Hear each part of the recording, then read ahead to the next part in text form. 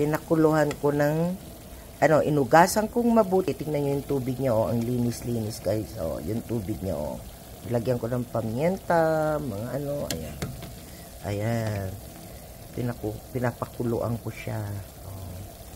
Hitsura ng bulaklak, ayan. Papakita ko mamaya pagka naluto na, guys. Ayan. Papakita ko mamaya.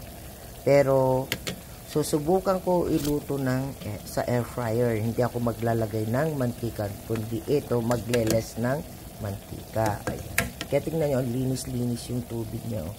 Yung unang pakulo niya, yung kulo, tinanggal ko.